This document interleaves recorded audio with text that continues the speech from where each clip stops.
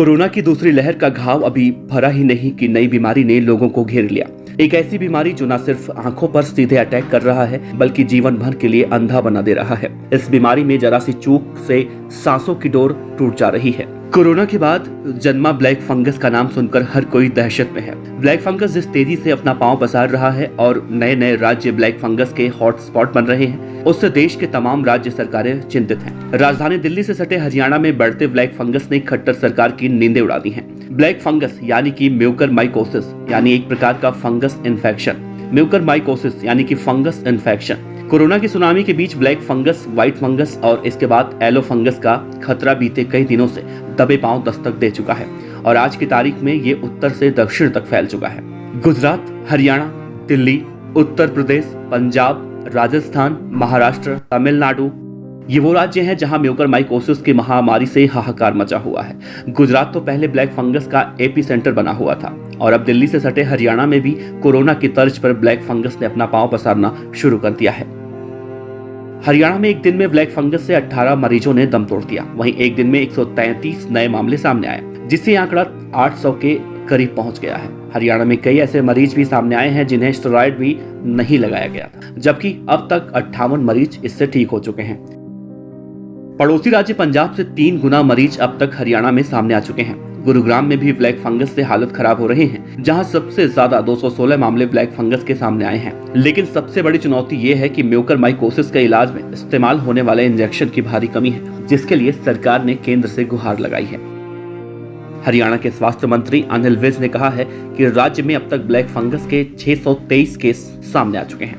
इनमें से ठीक होने वाले मरीजों का आंकड़ा बहुत कम है। अभी तक 3 दर्जन के आसपास लोगों की मौत हो चुकी है। ऐसे में इस बात का पता लगाया जाना बेहद जरूरी है कि आखिर ब्लैक फंगस फैल क्यों रहा है। केंद्र सरकार को इस बीमारी के कारणों की तह में जाने के लिए अनुसंधान शुरू करा देना चाहिए।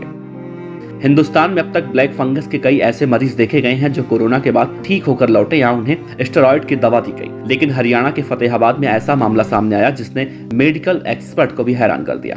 27 मई को फतेहाबाद में व्यक्ति की मौत की ब्लैक फंगस की वजह से बताई जा रही है, लेकिन ना तो कोरोना पॉजिटिव था वो और ना ही डायबिटीज से ग्रस्त था, ना तो ऑक्सीजन लगी और ना ही स्टेरॉयड की दवाएं खाई। फिर भी ब्लैक फंगस का संक्रमण हो गया और इलाज के दौरान उसकी मौत हो गई। हरियाणा की तरह राजस्थान में ब्लैक फंगस विस्फोट से हालात तेजी से बिगड़ने लगे हैं। अब तक राज्य के सभी 33 जिलों में इसके मामले सामने आ चुके हैं। पूरे प्रदेश में इसके 1345 मामले सामने आए, जबकि 50 मरीजों की मौत भी हो चुकी है। ये खतरा राजस्थान में इसलिए भी ज्यादा बड़ा है क्योंकि यहाँ ब्लैक और व्हाइट फंगस के मामले में तेजी से इजाफा हो रहा है।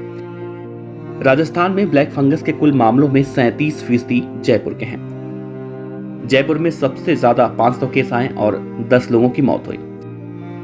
बता दें, ब्लैक फंगस की रिसर्च रिपोर्ट कहती है कि कोरोना से ठीक होने के बाद उन लोगों पर ब्लैक फंगस का खतरा बहुत ज्यादा रहता है जो डायबिटीज पीड़ित हैं या फिर इम्यूनिटी कमजोर है। मगर कुछ ऐसे भी केस आए हैं जिसमें इंसान बिना किसी बीमारी के भी ब्लैक फंगस का शिकार हो गया। ICMR की एडवाइजरी कहती है कि यह फंगस शरीर में तेजी से फैलता है, जो नाक, आंख, दिमाग, फेफड़े या फिर स्किन को सबसे ज्यादा प्रभावित करता है। लिहाजा इस बीमारी से बचने के लिए एकमात्र उपाय है सावधानी।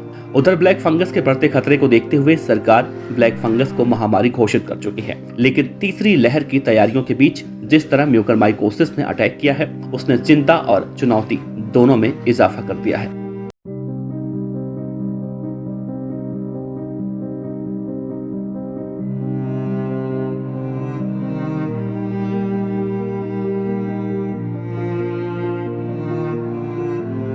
खबर अच्छी लगी हो तो लाइक कीजिए, सब्सक्राइब कीजिए, साथ ही बेल आइकन का बटन दबाइए PDF न्यूज की खबरें सबसे पहले देखने के लिए।